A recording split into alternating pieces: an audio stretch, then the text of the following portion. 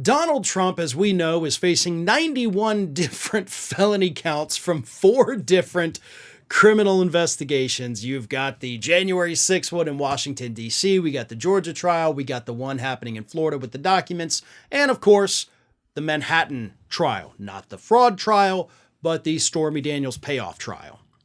And as if 91 isn't already a very high number in terms of number of indictments against you, he could, in the very near future, be looking at even more criminal charges from possibly as many as 4 new venues.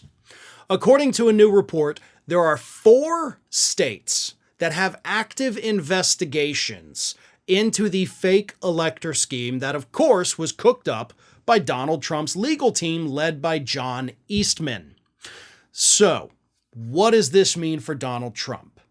Well, it means that in the states of Nevada, New Mexico, Michigan, and Arizona, there is a chance, maybe it's a slim chance, maybe it's a very large chance, that Donald Trump and his legal team, including Eastman, possibly Giuliani, get roped in and hit with indictments. Let me read you this. One such investigation has already been confirmed. Nevada Attorney General Aaron Ford is investigating 6 activists who met and signed false paperwork saying they were the state's true electors. Former Trump attorney Rudy Giuliani may find himself implicated in another ongoing investigation in Arizona, where he spearheaded the effort to convince state officials to use the Trump-loyal alternate electors. In Michigan, 16 people have already been charged for falsely stating that they were the state's duly elected and qualified electors, according to the state's Attorney General's office. The state Attorney General's office in New Mexico also confirmed to The Hill that it was investigating a slate of Trump-loyal alternate electors. So, obviously, the people who signed on as the fake electors submitted those documents to the state saying, we're the duly elected ones.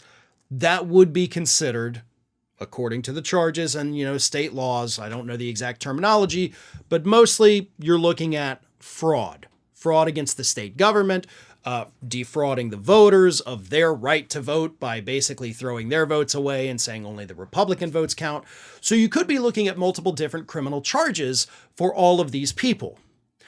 And the question is, obviously, where does Donald Trump come into the mix?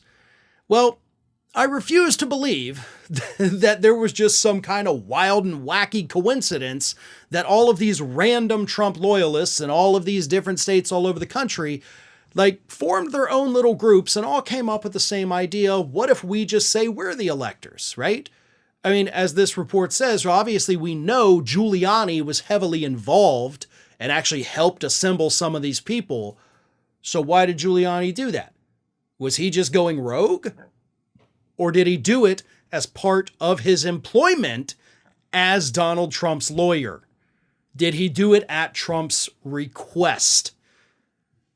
That's what remains to be seen. I'm sure people are currently drawing conclusions as you're watching this saying, Farron, of course Trump told them to do this. Well, can you prove it in court right now with what you've got in front of you? No, not yet. And because of that, Donald Trump has not yet been indicted. But these investigations are ongoing, and for the record, there are other states that are currently considering launching investigations. 3 other states, by the way. So, right now there's 4. Could be as many as 7. So who knows? That 91 that Donald Trump is facing in terms of the felony charges against him could easily top 100 by the time all of these state-level investigations are concluded. Hey everyone. This is Aspen. And did you know that for the low cost of $0 per day, you can subscribe to the Fair and Balanced YouTube channel? We also encourage you to like, comment, and share. But again, click that subscribe button and help Aspen not be so grumpy.